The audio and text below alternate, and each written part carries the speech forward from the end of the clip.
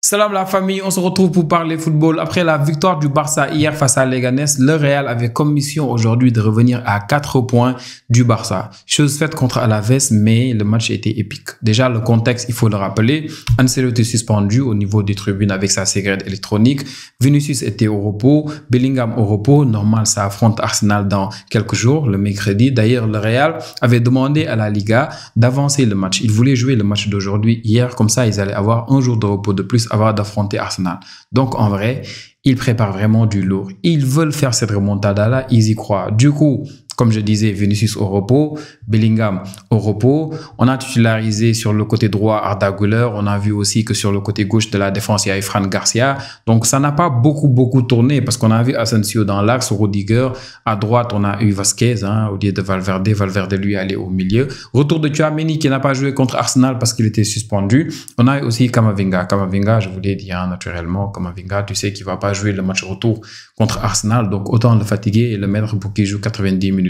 D'ailleurs, il a peut-être été aujourd'hui l'homme du match. En haut, naturellement, Rodrigo à gauche, Kylian Mbappé. Après, tu avais Arda Güler. Maintenant, une question.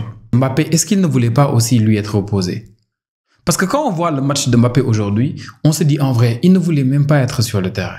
Déjà, la première faute, grosse faute peut-être qu'il fait dans ce match-là, c'est quand le défenseur le provoque et le bouscule un peu et que là, tu sens vraiment que l'intention était de lui donner un petit coup, mais il se retient un tout petit peu. L'arbitre ne va pas voir la VAR, mais on sait que voilà, il y avait moyen, heureusement qu'il avait ce genre d'arbitre-là. Je dis pas que c'était un des meilleurs arbitres de la Liga ou bien il fait un match exceptionnel. Non, je dis juste regardez le match. Et il y a eu 33 fautes dans ce match-là. Je ne sais pas ce que les stats disent, je ne sais pas c'est quoi le nombre de fautes moyen en Liga par match, mais il y a eu 33 fautes dans ce match-là. Il y avait moyen de sortir des cartons jaunes en n'en plus finir. Et il n'y a eu que 4 cartons jaunes côté Real, 4 cartons jaunes côté Alaves, un carton rouge des deux côtés. Il y aurait pu avoir beaucoup plus de cartons. Rudiger aurait pu prendre un rouge peut-être. Mbappé aurait pu prendre un rouge avant de faire la grossière faute. Il y a eu beaucoup de fautes aussi que l'arbitre a voulu tolérer par moment. Et moi, je suis d'accord avec ça. Sinon, le match-là allait vraiment partir en cacahuète. Donc, Mbappé avait déjà fait une faute qui aurait pu lui faire valoir un carton rouge. Et après, la faute que Mbappé fait, il est très difficile de dire qu'il ne fait pas exprès. Moi, personnellement, mon avis, c'est que Mbappé il fait exprès. Il ne va même pas chercher la balle. Direct tibia.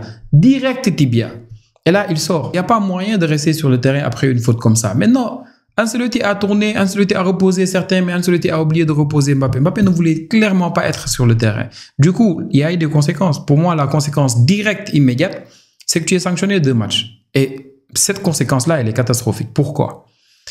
Le Real affronte au prochain match Bilbao, qui est 4e. Après Bilbao, le Real affronte Getafe. Getafe, je vous l'ai dit hier quand je débriefais le match entre le Barça et Leganés. Getafe, c'est la référence ultime en matière de terrorisme en Liga. Pour vous dire comment ils sont exceptionnels. Getafe, c'est la 2e ou 3e meilleure défense en Liga. Ils sont 11e. Ils ont mis, je pense, 31 buts. Ils en ont encaissé 28, quelque chose comme ça. Ils encaissent moins de buts que le Real et le Barça. Pourquoi? Parce qu'ils sont trop forts? Oui, mais dans le terrorisme, dans le MMA, c'est exceptionnel. Donc Mbappé va rater ces 2 matchs-là à coup sûr parce que c'est ça que dit le règlement. Carton rouge direct en Liga, c'est 2 matchs.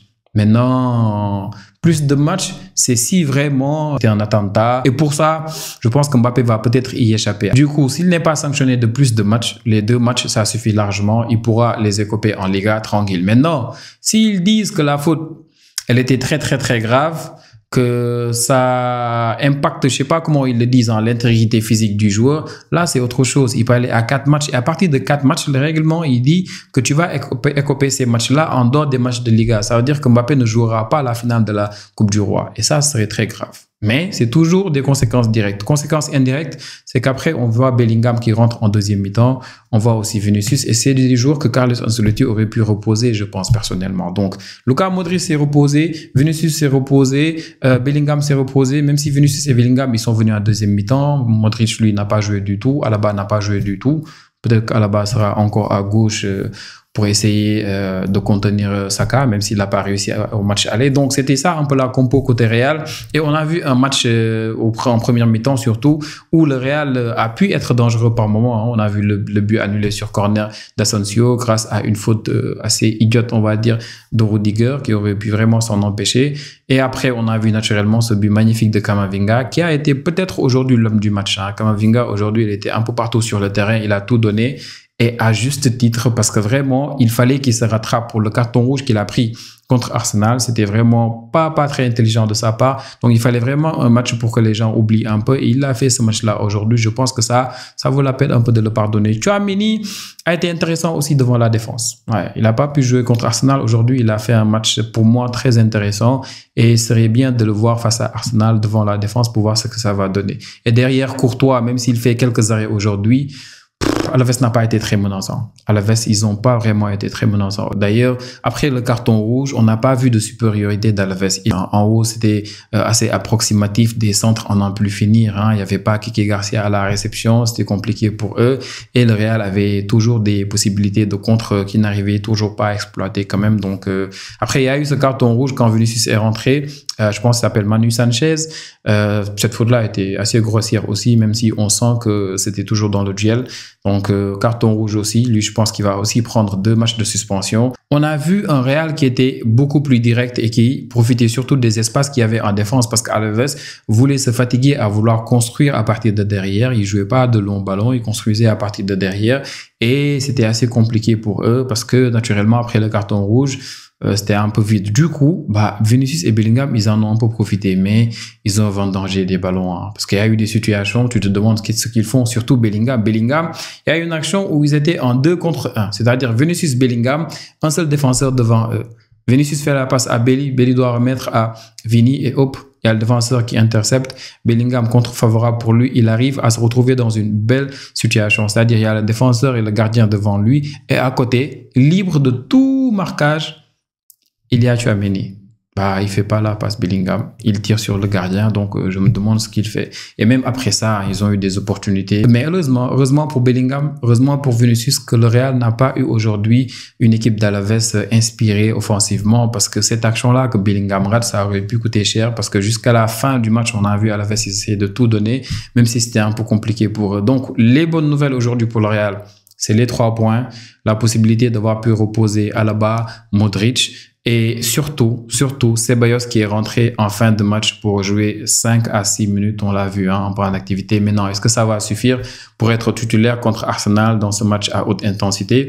On verra. Carlos Ancelotti, je vous l'ai dit, il était en tribune avec sa cigarette électronique. Il était bien, il a pu voir un peu le spectacle. Et peut-être qu'il a compris, comme nous, que ce Mbappé-là ne voulait pas débuter ce match. Donc, ça fait quoi? 4 cartons rouges apparemment pour Mbappé dans sa carrière. C'est peu, c'est beaucoup. Ça dépend, on verra. En tout cas, pour un attaquant, c'est un sacré chiffre quand on sait qu'il y a des joueurs, des milieux de terrain qui ont pu prendre leur retraite sans carton rouge. Le Real, ils reviennent à hauteur de 4 points du Barça. Mais il y a l'Atlético qui joue demain. L'Atlético, s'il gagne demain, ils seront à 3 points du Real. Donc demain, si Atlético gagne, Atlético sera beaucoup plus proche du Real que le Real du Barça.